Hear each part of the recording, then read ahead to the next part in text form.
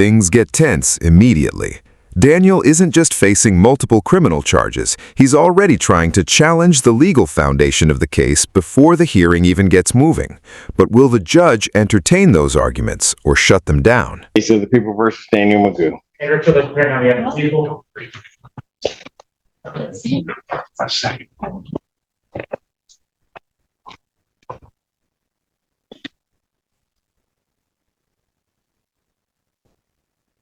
State your name. Daniel Magoo. All right. What are we doing on this today?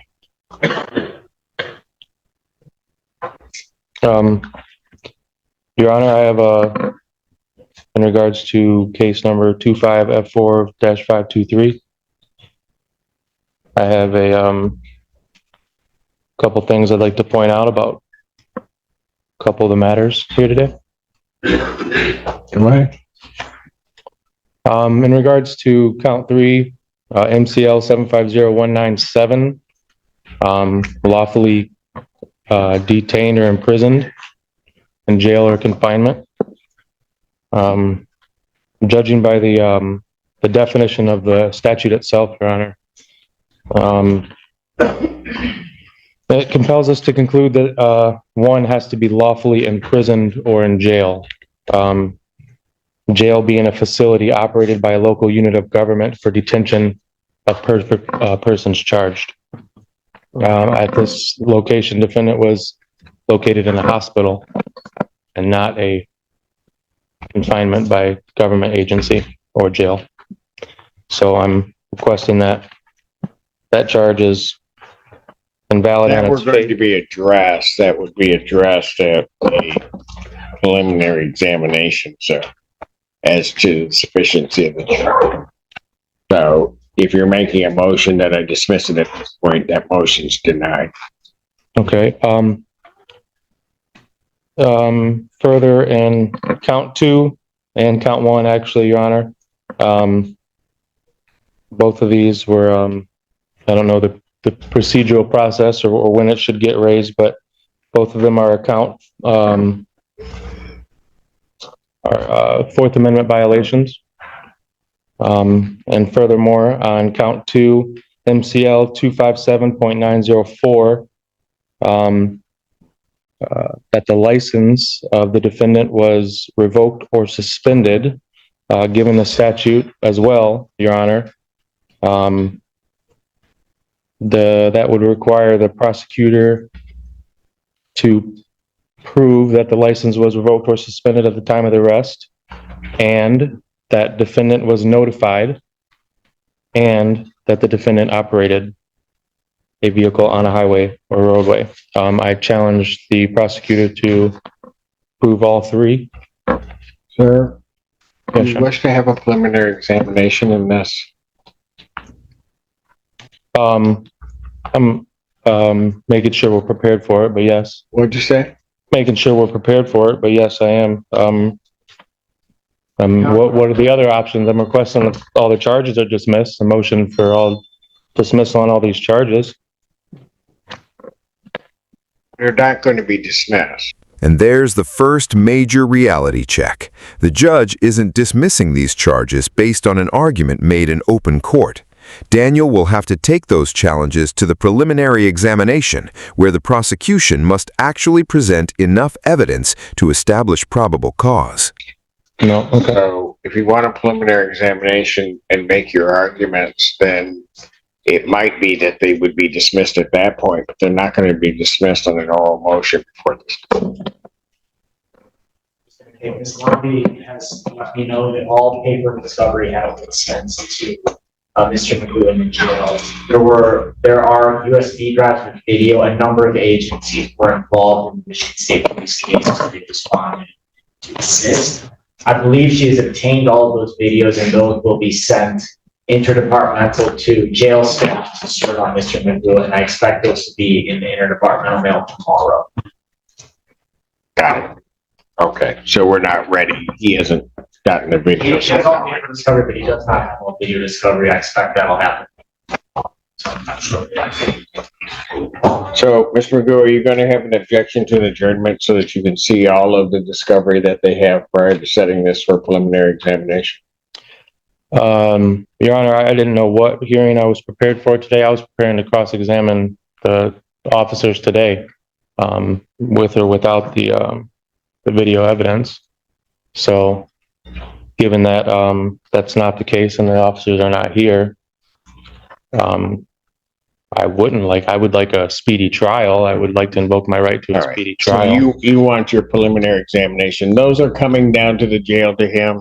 I expected you would have them early next week, so if the court follows its normal setting for preliminary examination, I would expect I would set it for the 19th and to then have them as well. he'd have them well in advance, and I'll do it that way.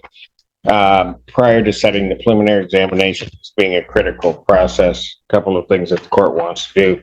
Mr. Magoo, starting in case ending in 0979. Mr. Magoo, you are before the court on a felony complaint that alleges 5 different counts, excuse me, fleeing and eluding 4th degree, which is a felony punishable by up to 2 incarceration, $2,000 fine plus court costs. Count 2 is operating an unregistered vehicle, which is a misdemeanor, punishable by up to 90 days. Operating without security, which is a misdemeanor, punishable with not more than 1 year or less than a $200 nor more than $500 fine plus court costs. Count 4, operating while license suspended, denied, and or revoked. That is a misdemeanor, punishable by up to 93 days.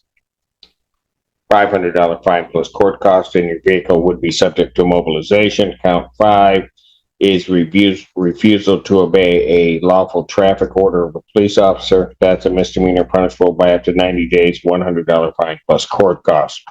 Those events are alleged to have occurred on July 3rd, 2025. I-94 near Parker Road in Scioto Township.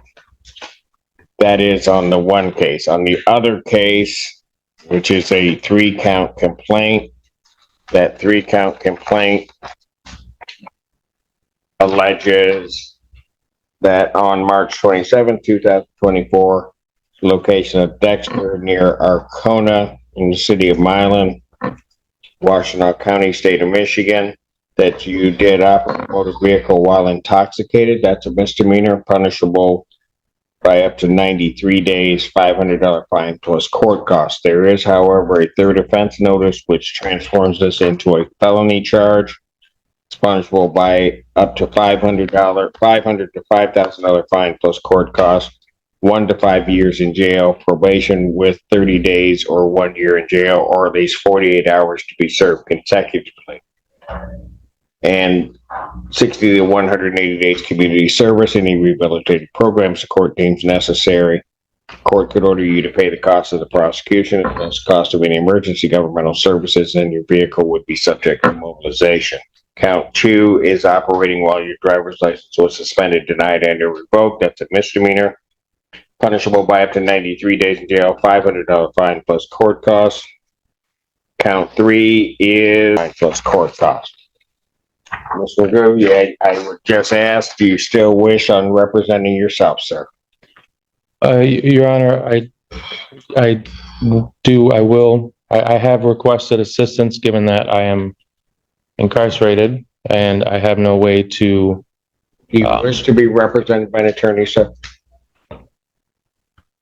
I would like legal assistance. What do you mean by that? Would you like to be represented by? I've called the Well, Mr. prosecutor. Magoo, we go through this every time. So here's what I'm going to do. This is a critical moment. The judge is warning Daniel that representing yourself comes with serious consequences. He won't get special treatment, extra leeway, or courtroom shortcuts. If he chooses to act as his own lawyer, he has to follow the same rules as a trained attorney. I'm going to advise you that there are great perils in representing oneself. I've told you about that before on numerous occasions. That I would treat you the same as I would treat anybody else. You would have to know the Michigan court rules. You'd have to know courtroom procedure, and that you would be treated the same. any more favorably, not any worse, as you would go through these proceedings.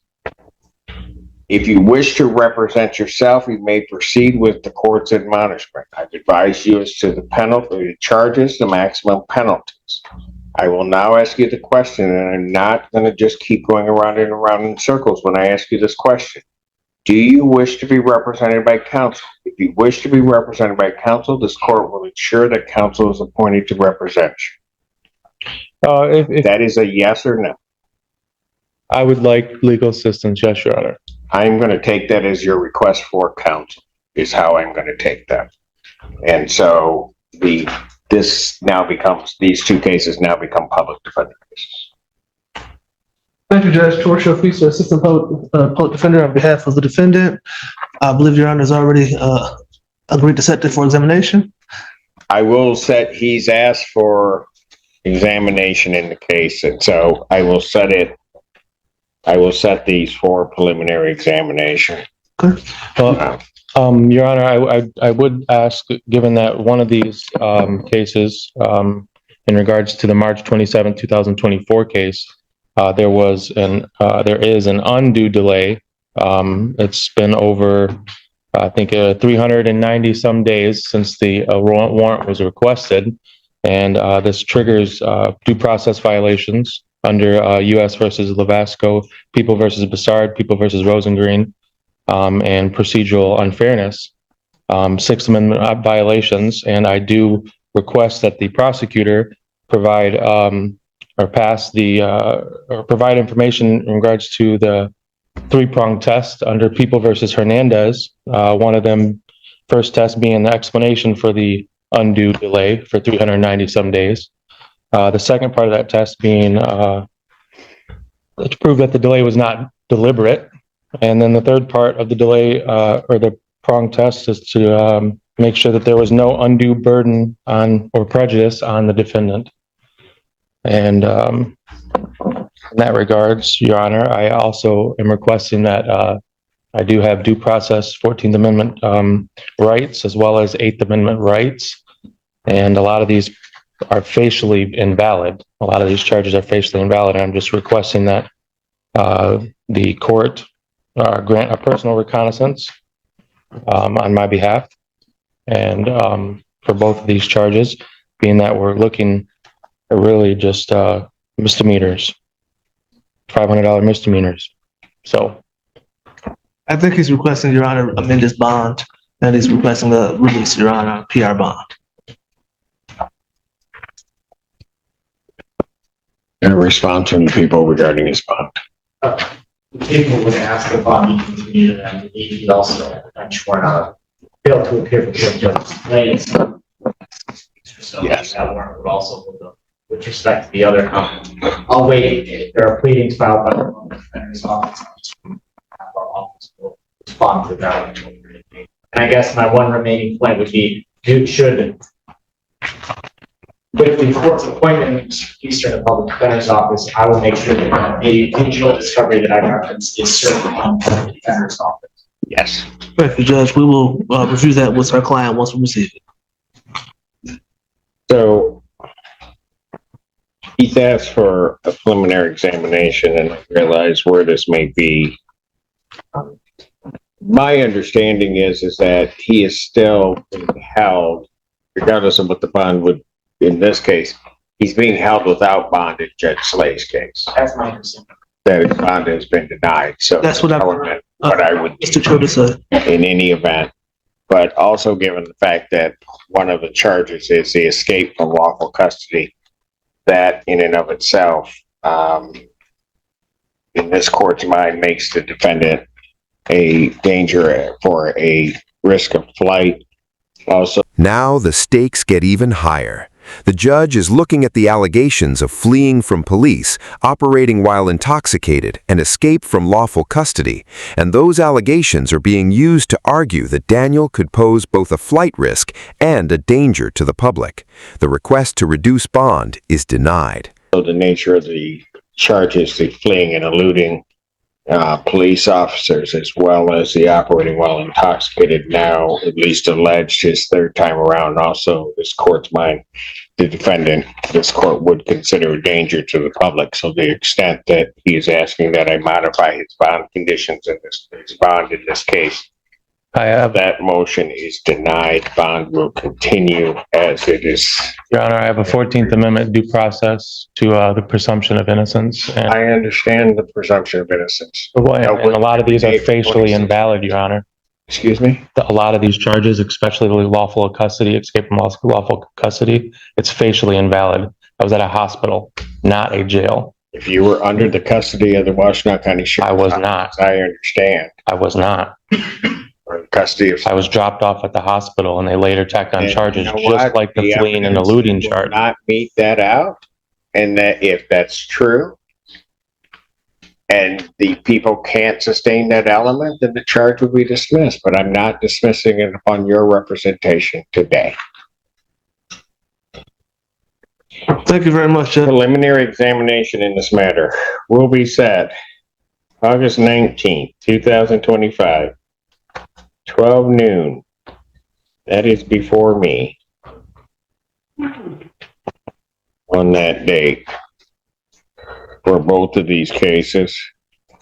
I will apprise the parties also that one of the, I will call it one of the activities. And just when you think the hearing is winding down, Daniel introduces another major legal battle, a civil lawsuit involving the judge and other parties.